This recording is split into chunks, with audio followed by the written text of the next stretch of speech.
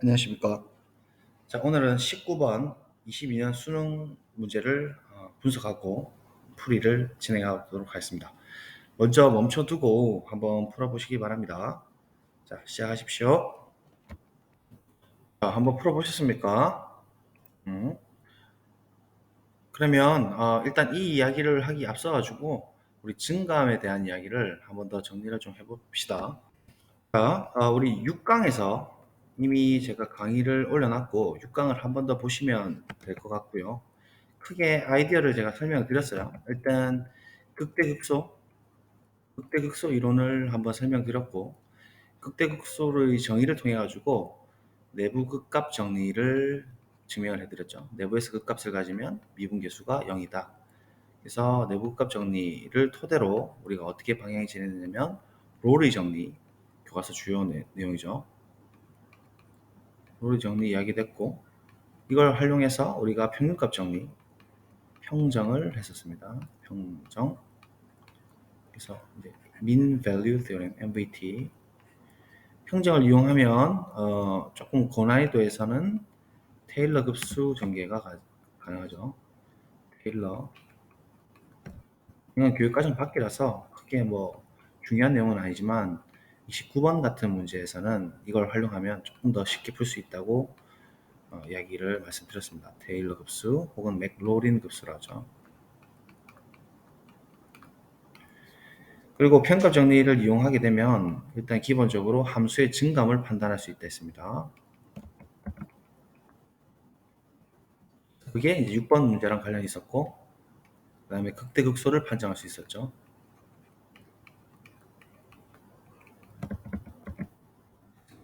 판정을 할 수 있었다. 오늘 이제 우리가 이야기될 19번 문제도 이 내용과 관련이 있다고 볼 수 있어요. 19번 문제도. 그다음에 우리가 7번 문제였나요? 그러니까 6강에서 나왔던 6번 문제랑 19번 문제가 오늘 배울 19번 문제는 함수 증감에 대한 이야기, 그 다음에 극대극소 관련된 문제는 6번 문제였죠. 6번 문제고, 그 다음에 롤의 정리에서 평균값 정리 아이디어 쓰는 문제가 8번 문제였죠. 8번 문제도 관련 있고 10번 문제도 관련이 있었습니다. 그죠? 19번 문제도 관련 있고. 그래서 이 부분 다음수 활용 엄청 중요하게 지금 많이 쓰인다는 걸 알 수가 있죠. 뭐 대부분 이제 여기서 이야기한다고 볼 수 있고 우리가 몇 가지 더 좀 의문스러운 부분들을 해결하고 넘어가도록 하죠. 자, 이게 그 함수 증감의 판정법이죠. f가 미분 가능하고 이 구간의 모든 x에 대해서 f'x가 부호가 양수, 도함수가 양수면 fx는 증가한다라고 우리가 MVT 평균값 정리를 사용해서 증명을 했었어요. 이거 좀 이해가 안 되시는 학생은 6강을 한 번 더 살펴보시고 오늘 할 얘기는 얘가 여기 성립하느냐 이 문제거든요. 증가하면 항상 f'x는 양이냐? 이거는 그렇지 않을 수도 있죠. 예를 들어 우리가 반례를 생각해 보면 fx가 x 세제곱인가 한번 생각해 볼까요? 자, 얘 같은 경우에는 구간 -1에서 1까지를 생각해 보시면 얘 당연히 우리가 상식적으로 봐도 그래프가 어떻게 생겨먹었냐면 이 0점에서 이렇게 스쳐 지나면서 이렇게 들어간다는 얘기예요. 그래서 영일 개구간 안에서 열린 구간 안에서는 당연히 증가 함수라는 걸 알 수가 있습니다. 쭉 증가를 하는데 문제는 얘의 미분을 한번 취해보자는 거예요. fx를 미분을 해보면 f'x는 이 구간 안에서 3x 제곱이거든요. 그럼 3x 제곱은 f'x를 생각해보면 0인 지점이 분명히 있다는 얘기예요. 이렇게. 그래서 실제로 -1과 1 구간 안에서는 안고 내고 쭉 들어가서 0점 찍고 올라가는 이런 형태라서 이 0이 되는 시점이 존재를 하거든요. 그래서 0보다 항상 크다라고 이야기할 수는 없다라는 거죠. 증가한다 해서 0보다 항상 크다라고 할 수는 없어요.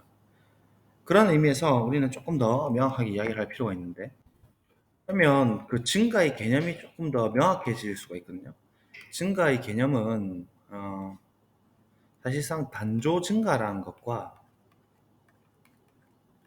그다음에 순수하게 증가하는 순증가 함수가 있습니다.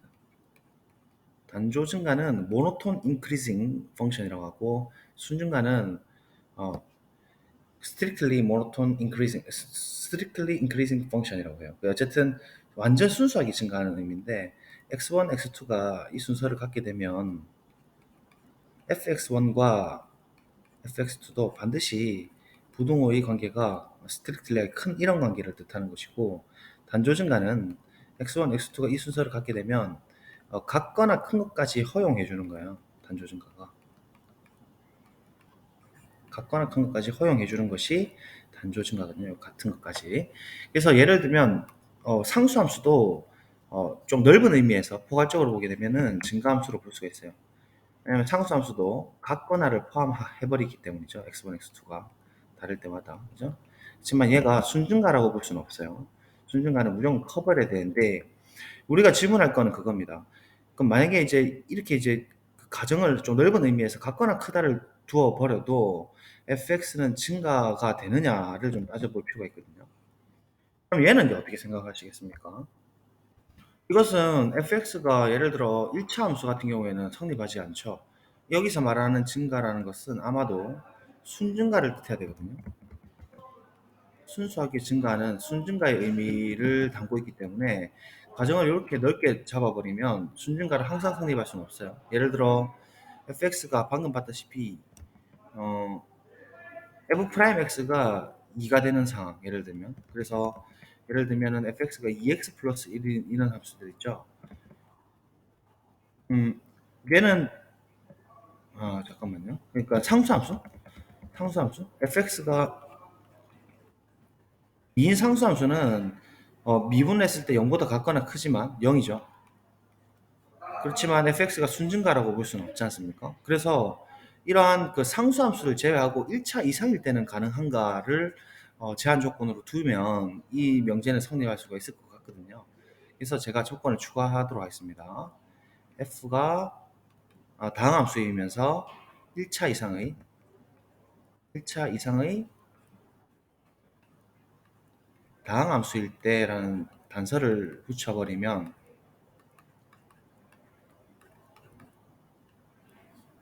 이거이면 이거다라고 이야기를 할 수 있는가? 요거는 이제 가능할까요? 저는 이거는 가능하다라고 주장을 하고 싶거든요. 그래서 요거를 한번 생각해 봅시다.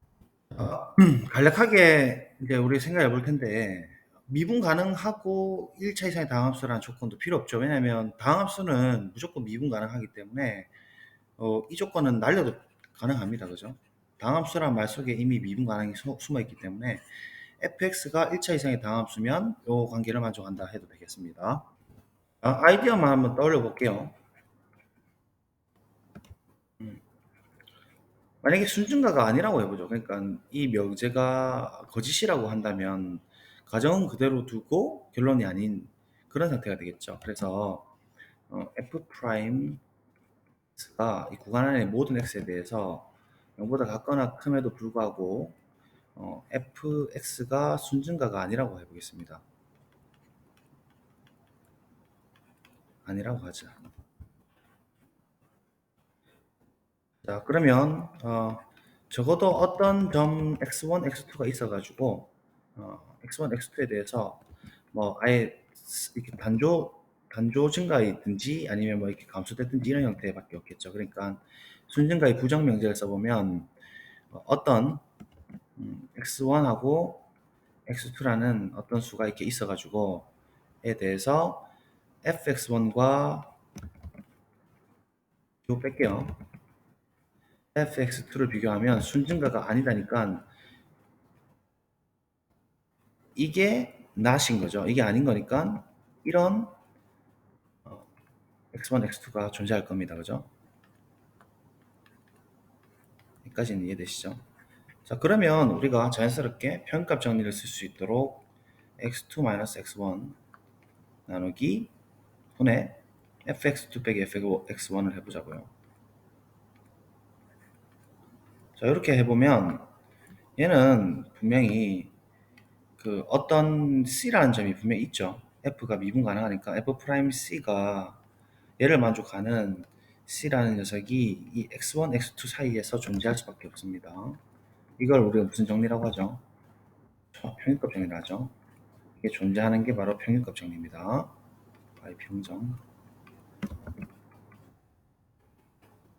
그런데 보세요. 분자는 x 빼기 x1 마이너스니까 넘어가 버리면 0보다 각관을 작다. 그죠? 분자는 전체적으로 0보다 각관을 작고, 그다음에 분모는 x2 빼기 x1이니까 1 넘겨주면 0보다 크다. 그죠? 얘가 0보다 크고 분자는 0보다 각관을 작으니까 전체적으로는 분명히 0보다 각관을 작거든요. 그런데 그 구간의 모든 x에 대해서 f'x가 0보다 같거나 크다 했으니까 f'c는 이 가정 때문에 분명히 0보다 같거나 큰 게 사실이거든요. 따라서 이 평균값 정리에 의한 이 c 값은 f'c는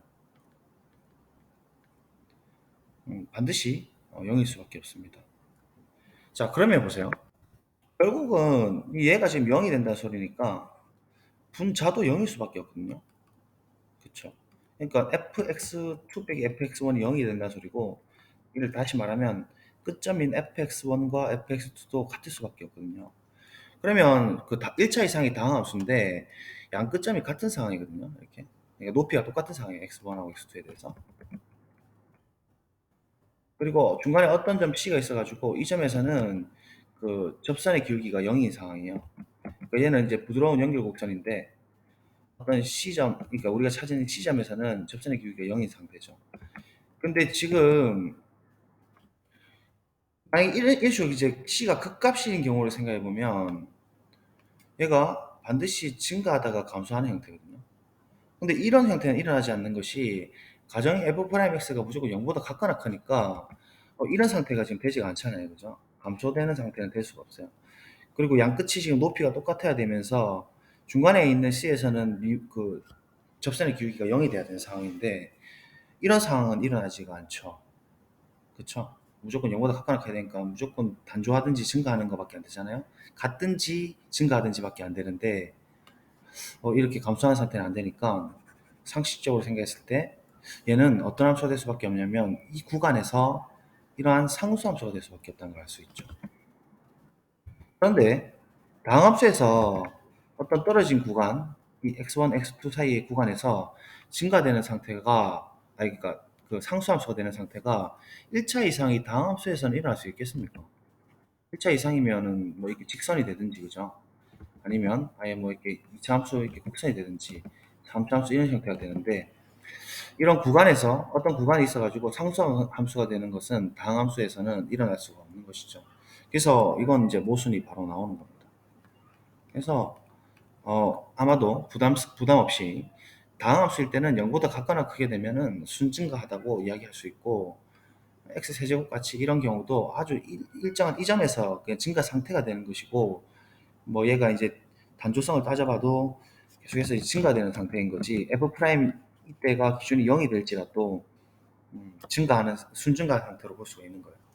그러니까 우리가 이 사실을 이제 받아들일 수 있으니까 이 문제를 풀매 있어가지고 실수 전체 집합을 증가하도록 하려면 얘가 3차 함수, 다함수인 탓에 f 프라임이 0보다 같거나 크면 충분하다라고 문제를 풀 수 있는 거예요. f 프라임 x가 0보다 무조건 커야 된다라는 말을 굳이 할 필요는 없다라는 얘기입니다.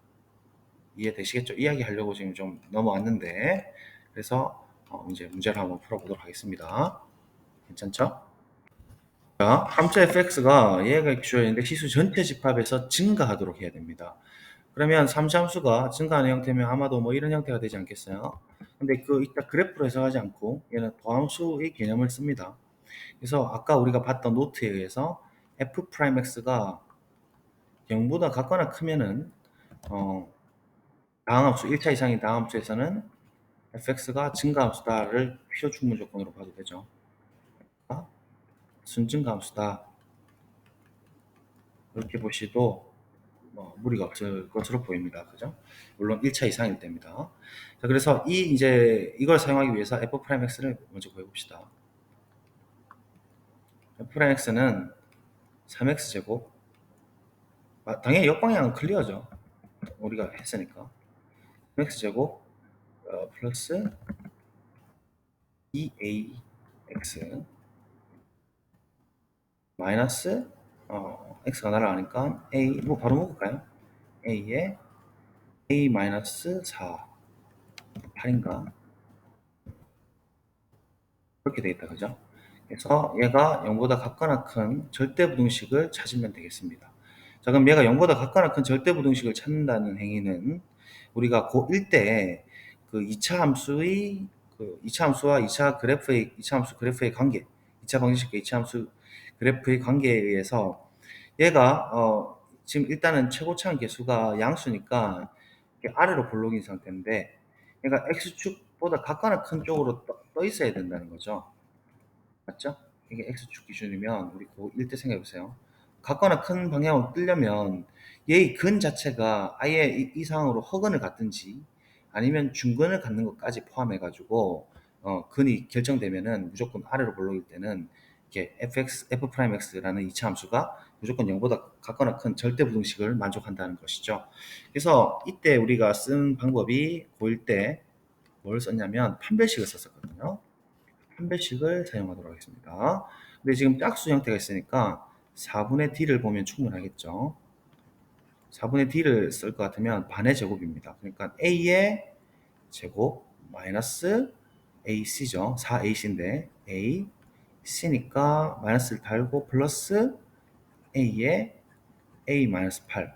이 판별식이 0보다 작으면은 복속은 허근을 갖는 것이니까 완전히 뜨는 상태고 0보다 같은 것까지 포함하면 한 점까지는 포함해가지고 0보다 같거나 큰 상황으로 만들어줄 수 있으니까 순증가의 필요 충분 조건을 만족하겠죠. 그래서 얘를 이제 풀면 된다는 소리입니다. 그러면 얘를 우리가 풀어보면 다시 풀까요? a제곱 마이너스 바로 4a 제곱 하겠습니다. 4a 제곱 마이너스 38, 24a 이렇게 되는 거고 양변에 4를 나눠도 부등식은 성립하죠. 그래서 얘를 이제 방정식 그러니까 부등식을 푼다는 것은 사이죠, 사이. 사이라는 게 뭔지 알죠? a-6 최고가 양일 때 부등호가 이렇게 들어가게 되면 값은 이 근과 근 사이 같거나 크다가 되는 거죠. 그래서 0보다 같거나 크고 a가 같거나 작다 6 이렇게 되는 거고 참고로 만약에 크다를 풀어라 하면 참고입니다. 이 빨간색은. 그러면 이제 큰 거보다 크고 작은 거보다 작다죠. 그러니까 a가 0보다 작거나 큰 거보다 크다. a가 6보다 같거나 크다. 이렇게 되는 거죠. 맞습니까? 아니면 얘를 우리가 방정식으로 그래프로 그려서 처리해야 되죠. 얘는 짝퉁을 통해 하면 A축 0.2, 0이랑 6이 있는 것이고 아래로 볼록인 플러스에서 출발하니까 0보다 같거나 작은 y값, y는 0의 기준으로 보게 되면 이 지점보다 같거나 작은 범위니까 이렇게 들어가는 거고 따라서 a 범위가 이렇게 되는 거 동일하죠. 그래서 그냥 우리 통상적으로 대수적으로 사이다 이렇게 해서 외워버리지 않습니까? 그죠? 그래서 이제 어쨌든 a 범위가 이렇게 나오는 것이고 그러면 이렇게 되는 실수 a의 최대값을 구하라고 했으니 답이 어떻게 되겠어요? 그렇죠? a가 6일 때가 최대가 되겠죠. 따라서 최대값 a는 6이 된다 이렇게 쉽게 풀릴 수 있는 문제로 3점짜리 문제가 됩니다. 하지만 출제자가 의도한 것으로 봐서는 같거나 큰다에 대한 개념도 조금 명확하게 알고 있느냐를 묻고 있었다고 봐지고 따라서 뭐 물론 이런 개념들도 중요하지만 우리가 이런 식으로 충분히 발레도 생각하고 그러면 순증가냐 단조증가냐까지도 생각을 해줘야 되는 문제인 걸로 보입니다. 다음 함수일 때는 부담 없이 이거 두 개를 필요 충분 조건으로 보시면 되는 거예요. 역방향은 클리어죠. 순증감이 당연히 양수니까 0보다 같거나 크다도 되죠. 그렇죠? 그래서 이거는 우리가 기억을 좀 해두시면 좋을 것 같습니다. 네, 오늘 여기까지 좀 짧게 마치도록 하겠습니다. 수고하셨습니다.